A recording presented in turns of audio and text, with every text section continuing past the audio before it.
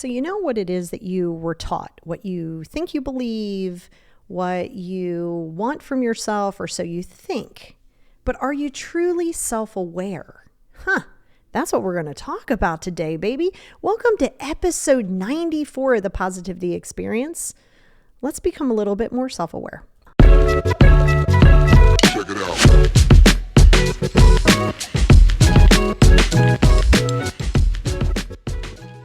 Hey everybody, and welcome to episode 94 of the Positivity Experience. It's your girl, Lori. I want to give a huge shout out to our newest Patreon member, Josh. Thank you so much, Josh, coming in at the gratitude level. And this week on the Patreon, it is all about healthy relationships. So if you're wondering, if you're on the Patreon, you're going to get these two episodes. You're going to get self-awareness and healthy relationships. And the reason that I paired those two things together is because you have to be self-aware in order to have a healthy relationship. So if you are interested in becoming a Patreon, that is a paid subscription podcast, and that is at patreon.com/Lori Wheeler, or you can find the link anywhere that you get your podcast in the show description. You can click right on it and go right over there. There's a couple tiers that you can choose from. But yes, over there, we're talking about healthy relationships and unhealthy relationships.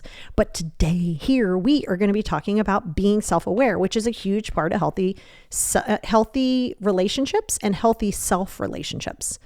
So let me tell, and it's so funny because I have people say to me, well, this person isn't self-aware. Well, why are you worried about everybody else? I'm always going to hit you with that. You have got to stop focusing on everybody else's why. Well, I don't understand why they do this. You don't have to understand it. And, people say, well, if I understand it, then I can, understand how to work with it. Well, maybe you don't need to work with it. And just because you may never understand their why, they may give you a reason and you don't like that reason. So then you move the goalpost and now you're annoyed with it. They don't have to tell you. We got to focus on self. Self-love is in the word self-love. Self-awareness is the exact same thing. It's self. It's not, hey, Bob, can you go tell the other Tiffany person how to be more self-aware? Like, stop that. You can't, but you can be self-aware. So people are like, okay, well, let's kind of unbox that piece of it, right? What is self-awareness in the first place? So think about this. You have an internal standard, right? You have your internal super ego, your morals and all of those things. But now you have to check yourself and say, are my emotions, the way that I'm conducting myself, the way that I'm doing this, does this align with who I am? Not who is Bob down the street, not who does mom want me to be, not who does social media want me to be, and not who does my spouse want me to be. Who are you? So you're focusing solely on yourself and how you align with your internal standards. Now, this is where it's going to take some work. Are your internal standards, emotions and not emotions and feelings, because those things aren't facts. Are your internal standards really yours in the first place? Because a lot of times if your actions are opposite of what people think of you or what you think you're supposed to be, you're never going to be self-aware. Because you have to know what it is that you believe in, what it is that you feel. And that's why you want to work in those four areas. You want to work in your spiritual, your mental, your physical, and your emotional. So in order to do that, you have to know who the hell you are in the first place. So if I ask you right now, we've done this multiple times, but if I say, who are you? If your immediate thing is to say a mother, a wife, a husband, a teacher, a doctor, a lawyer, an entrepreneur, that is not who you are. That is what you do. That's not who you are. Stop attaching your worth to external things. Stop that, because that's not you. That's like you keep trying to hold on to these external things to give you this internal, like, quote unquote, peace. But then you're always, yes, we should always want to strive to do better and all of these things and become the best versions of ourselves for ourselves. When you have, and matter of fact, if you get a chance, go out to, by the time this comes up, I'll have all 5 episodes out. Go out to my YouTube and look at self-love. If you go to my YouTube channel, The Positivity Experience, go to playlist and you'll see this most recent playlist of the self-love series. There's 5 in there. So the self-love is going to align with the self-awareness. Absolutely. So understanding who you are is going to be the first step. And by the way, nobody said it's easy. It's not supposed to be overnight. And I feel like you really need to hear that. When you are discovering who you are, this can take time. I'm 51. Let's pretend I never went through healing. And all of a sudden I was starting my journey today. If I was this way for 51 years and expect myself to go through healing and in a year or two just be fine, that's silly. And that's a really, really big part of my ego. So you have to understand it's taken you X amount of years to get here. It's going to take you a little while to get out of it. And it's going to take your effort.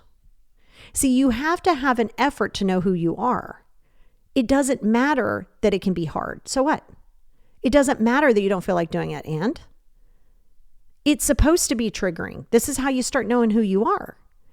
So first and foremost, you have to know what it is that makes you tick as a human being. So I'm going to give you an example, right? Because sometimes people are like, well, I don't know. If I'm not a teacher, then what am I? So you guys know that not only do I do a podcast, but I have clients all over the world. I talk to them like all the time during the week, right? I have sessions on a regular basis. But that's not who I am. So who I am is I am very true to self. I'm a very confident human now. Good God, I definitely wasn't. Now in I'm good for me. My belief system's changed. I did a full breakdown analysis. My spiritual self. So I'm going to break it down. My spiritual self, I was raised Southern Baptist. Definitely not my jam. It was too many things that I just did not align with. If you align with it, that's great. I mean, I grew up that way. I know a lot about the Bible. I could sing the books of the Bible. I can quote scripture. It's really that an organized religion like that is just not my jam. But how did I get there? I allowed myself to be persecuted. I allowed myself to be judged because I knew that that was one of the reasons I wanted to get away from it in the first place. People were judgy and it just wasn't for me. So I knew that if I was going to live my best life, so to know who you are, you got to be willing to walk a different path than everybody else. You got to be willing to stand out. You got to be willing to rattle some cages. Now, you don't got to make an announcement to the world or judge somebody for still staying in it. But for me, you guys know I will hug a tree. I put my crystals out. I moonbathe naked. I practice a lot of Buddhism. I practice some paganism. I practice a little bit of Judaism. I practice a little bit of everything. And that's because I have clients all over the world. So I take a little bit of everything they do that I like and I make it my own. If it works for you, don't care because it works for me. This is my self-love, my self-acceptance, and my self-awareness. So that was my spiritual self. My mental self, clearly, you have to heal it. To know who you are mentally isn't to say I'm a victim of molestation, I'm a victim of abuse, that's not who you are. You were victimized. You're making yourself more of a victim in your own mindset based on the fact that you keep pushing that away because you're not processing it. So when I took a hold of that and really accepted all of my stuff and stopped focusing so much on what if this would have happened and why did this happen and why couldn't I have been adopted and why did mom die and why did dad molest me and why, when I stopped that piece of it and went, feet first into my healing journey and my educational piece of it and everything, when I went into that, again, I did it for me. I didn't do it for anybody else around me. And what did I discover there? Well, I come from a long line of people with mental illness. You name it, it's definitely in my family on one of those sides. So you roll the dice, you get me, I'm going to hit the trifecta and have some stuff going on. But I accepted it and I didn't let my mental health become my identity. If you let your anxiety and your depression and your bipolar and all of these things come into play, they are a thing for sure. But are you going to allow that to rule your entire life? Well, for a while I did. So how could I be self-aware when growing up in the 70s and 80s, therapy was for cuckoo people? Literally, people would say, oh, you're just cuckoo if you have therapy. Oh, yeah, you're crazy. And people would say, oh, man, they really need therapy. So therapy was always looked at, and mental health was looked at, that if you don't have it together, you're just crazy as a loon. So it took me a while to deconstruct that belief system because it wasn't mine. For a while it was, but it never felt good, right? So let's go into the physical aspect of it. Your physicality of it. if you can move, you move, right? If you can move your body, move your body. It doesn't matter that you don't want to. It doesn't matter that you're not motivated. We know that's a BS thing. And in my darkest of depressions, when I felt like I was drowning and wasn't sure where if I even wanted to be here on this planet, I had to get up and go for a walk. And in many ways, that's probably one of the many things that has saved me, just basic walking. I love walking. But you want to know your physical. So if you say, first of all, you got to love who you are before you worry about changing it. So if you're like, I need to lose 30 pounds. Okay, that's fine. Well, why? Well, because I want to feel good. Good, I'm here for it. But if you're like, I just want to look good in a bikini, that's a byproduct. So if you're expecting your appearance, your physical appearance to define you, that's going to be a problem too. Oh, do the tweaks. I am a Botox girl. I'll get some filler. I like it. Do I need it? I don't need it. Do I enjoy it for me? I do. Am I fine without it? Yes. I didn't even have Botox till I was 50. Yes, I'm fine without it. I like it. I enjoy it for myself. I also get up and I try to go to the gym, or I'll do some form of movement, because I know that even if I don't want to do it, it's the best thing for me. So you have to start saying, okay, if I know where my weaknesses are, let me push myself, A, through that weakness, and B, work with it, lean into that weakness. So for me, even though my dresser is in my bedroom that has all of my workout stuff in it, I have to the night before get my workout stuff ready. Like, it better be easy for me, because the moment, and I know this about myself, the moment it's a little difficult because I can't find socks, I'm going to find 9,000 reasons why I'm just not going to work out that day. I know this about myself. I'm aware of it. My self-awareness says, hey girl, hey, you know how you are. You better make it real easy. You better have less decision fatigue, just like the 5 journals. I have several different sets of those, because I know if those journals are downstairs on my desk and I want to write in them and I'm upstairs, you would swear I have some 50,000 square feet mansion, because I ain't going down the steps to get it. I am aware of that. So when you know where your weaknesses are, you don't judge them, you work with them, in turn creating a new habit, right? So physically, know what your limitations are, know, and that goes into the emotional piece that we're going to talk about. Know in your emotions, right? Your emotions are your perspective, but they're not a fact to anybody else. Your emotions are yours, your feelings are yours, your thoughts are yours, and they're not facts. None of those are. So my emotional health was like, and you'll read this in the book when it comes out, but like, you know, I was so angry. Oh my God, I was so angry. So like, my friend and I would go to the bars, we'd get into fights on purpose just to like release my emotional anxiety, my sadness, my victim mentality, my fears. I would go out with her and we would just get into fights for no reason. We'd just go and just fight. We were really both good at fighting, and we just did it because we had a lot to process. Nope. Am I embarrassed by it? I am not, because it was a tool that I used at that time. Do I regret it? No. I don't regret anything I've done in my past. I used to, because I did the best I could with what I had.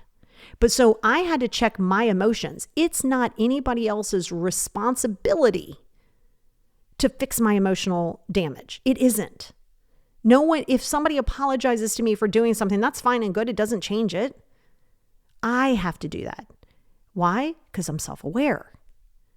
So you have to work in those 4 areas, right? So you can't be self-aware while focusing on other people, right? You're like, okay, well, in a way you can, because if somebody else's actions are not aligning with you, you distance from those actions. You distance from those people. Stop waiting for it to be something that you want it to be, or something you think it should be, or something that you need to understand why somebody's not doing said thing. No, that goes into ego. Go out to the YouTube for the Ego Death series. It'll be quite helpful. But this is the whole thing, right? You need your social self-awareness too. If you know, and people who have been with me, they know this, I will just disappear. I'm not running from anything. I just disappear. Like, if I'm at the Ren Fest, or if I'm at a festival and say I'm walking with you and you're back there looking at a book, go ahead and look at the book. I'm going to keep it moving. People go, oh my God, I didn't know. I'm like, I'm not going anywhere. We're all in the same car. Like, I got you.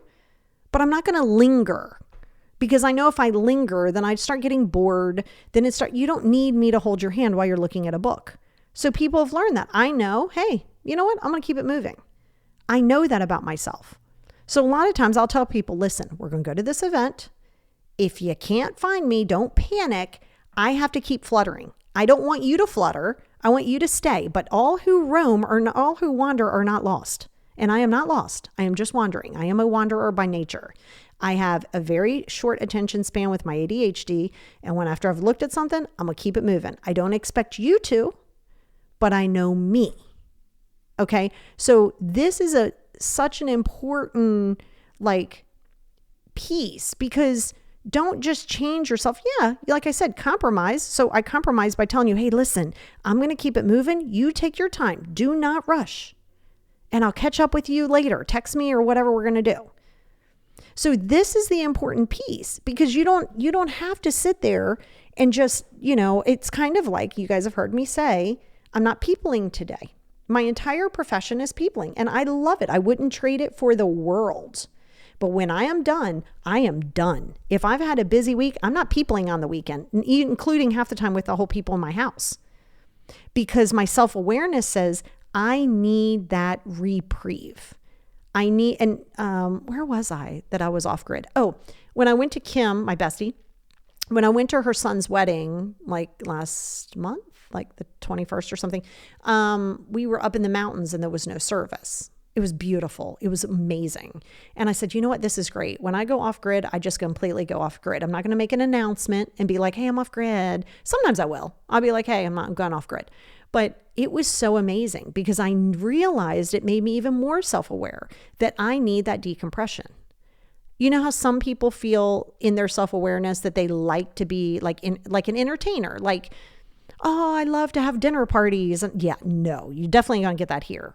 Because if you're coming to a dinner party and you expect me to serve you, that's just not going to happen. Just come here, make yourself at home, drinks are in the fridge, pour your own glass. It's just not who I am. And I'm not going to change that in my house because you are a partier, or you're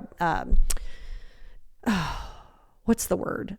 You're a person who you're an entertainer. No. So you have to understand where you are. Now, that being said, your self-awareness isn't necessarily going to sit in alignment with everybody else. And this is where, like I said over on the Patreon, when we talk about relationships, this is where being self-aware comes into play. Everybody is a little weird. I don't care how you spin it. We're all weird. Humans are weird in general. All of us. We all have something that makes us weird. I mean, I moonbathe naked. I hug trees. I'm sure that makes me weird, but yet it makes me very, very peaceful. So if I'm weird to somebody, it's what it is. So I say that to you because as you're sitting in your self-awareness, and to become self-aware is not to focus so much on other people. See, when you start focusing on other people and they need to do this and they need to do, that's the opposite of being self-aware. That's resistant to be self-aware. Now, if you say, this person's actions, my brother's actions, I don't align with. They just don't align with me.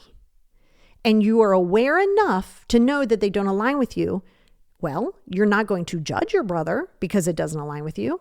You accept that your brother's actions or reactions or whatever the case may be just don't serve your best and highest good. So your self-awareness says, you know what, that's not really good for my, my peace. That's just not really good for me. So you don't judge it. You don't overanalyze it. You don't get angry. You distance from it. That's what your self-awareness is. You have to be introspective like that.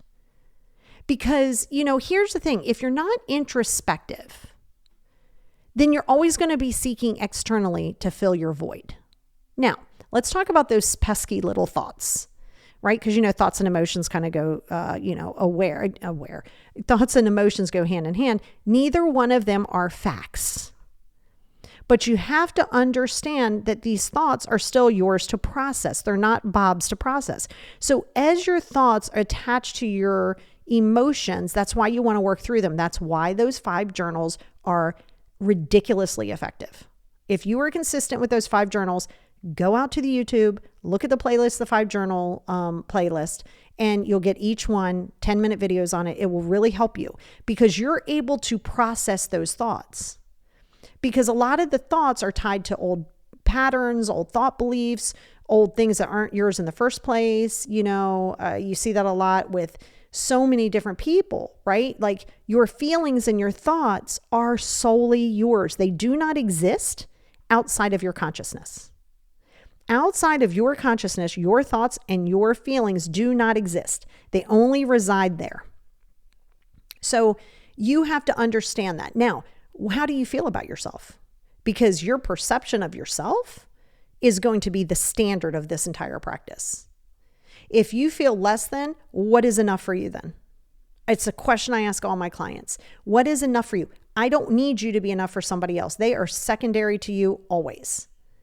What is enough for you? Because how many times have people said, I just don't feel like I'm enough? Okay, well, what does that mean? Well, no, I don't know. That's why I'm asking you.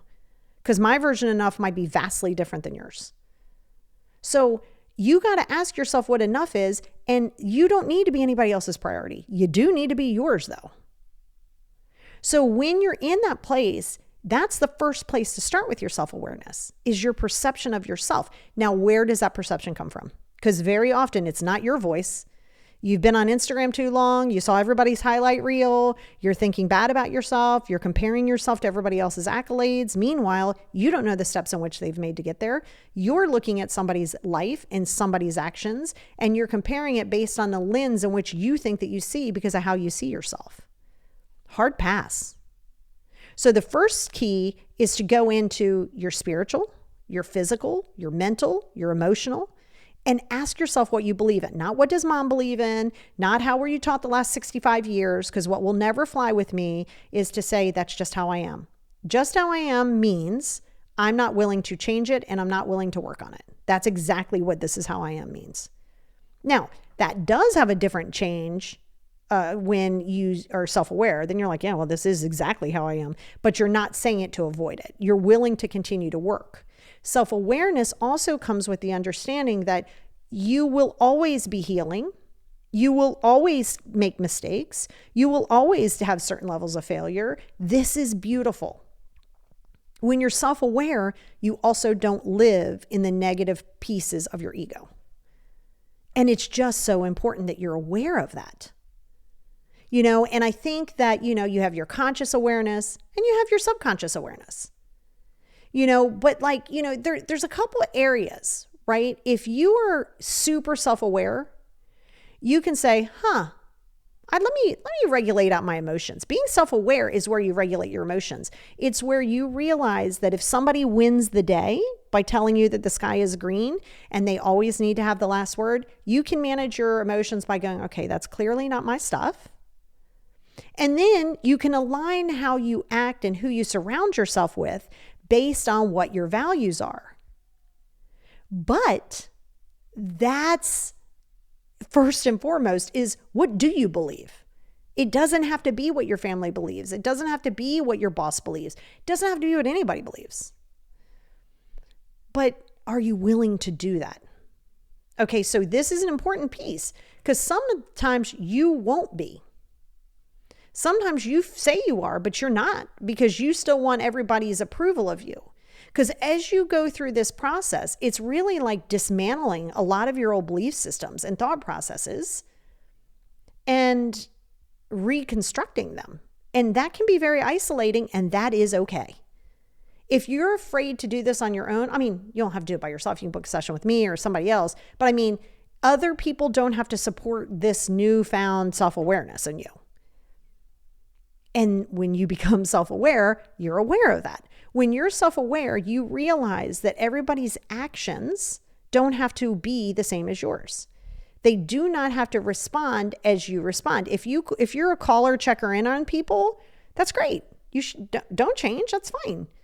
But the people that you're calling and checking in on does not have to do the same thing in return. Because then you're asking them to not be their self. You're asking them to make you feel better. Do you see what I'm saying? So when you're in self-awareness, you're also aware that self-love obviously comes from self. It's in the title itself, self-love. But when you have self-love, you're aware that you have to be your best friend, your best lover, your best everything first and foremost. You have to know who you are. Because if you don't know who you are, you're going to start having codependent relationships left and right, friendships, relationships, expectations. You're holding on to family that you don't need to hold on to anymore. We talk about that over on the relationship thing on the podcast. But so this is the important factor, is getting yourself self-aware. To be self-aware means that you are aware that you have the consciousness to make yourself happy. I didn't say it's going to be sunshine and roses, but you have the self-awareness to realize that other people, external forces, can't give you self-love. They can't. Again, it's in the name, self-love, not Bob's love, self-love. So this is why being self-aware comes a huge part of that. And how do you do that? Like I said, you got to deal with your mental stuff. Stop running from it. Stop not dealing with it. Stop saying that you don't want to feel it because it was too painful. Okay, then it's going to continue to control you. You're going to continue to have these unhealthy relationships. You're going to continue to not know who you are. You must feel it to heal it. I have said this countless times. What you run from will continue to chase you. What you run after will run from you, and what you resist will persist. So to be self-aware means, you know what? I am in control of my emotional healing. My feelings. Thoughts are just thoughts. They're going to come and go. Don't feed life into them. But a lot of it goes into your spiritual beliefs. I didn't say religious. I said spiritual beliefs. And another piece of self-awareness is to I hug trees, I'm moonbathed naked. If you don't do that and you don't like it, well, that's okay. You can align with whatever, and I appreciate it and I respect you for it. Your self-awareness says, I am very confident with who I am, even if nobody else understands me. So are you ready for it? Really ask yourself that. That's how you can take those chances. That's how you take those next steps. Relationships that aren't good, maybe it's time to get out of them. Want to start that new business? Yeah, let's do that. But be self-aware enough to know, are you impatient? Well, then go back to episode 37 of this podcast and listen to micro-goaling. Read and lean into your weaknesses. Embrace them. Work around them. Do the things that I do. If you know that your journals are downstairs and you know that you ain't going to write on them, have another set upstairs. If you're like me and you know if you want to move your body the next day, if it's not an off day, you better set yourself up for success. Don't set yourself up for failure by not doing it. To avoid and procrastinate is where we self-sabotage. Always remember that. You self-sabotage yourself on a regular basis because you procrastinate. You're afraid to take those risks. But then you're not self-aware, and you say, well, I am aware that I'm anxious. Okay, you're also aware that you're letting that anxiety take over you. You're also aware, because true self-awareness is, yes, this is what I have. But I'm not going to let this rule me, and I'm going to pull power from it, not pain.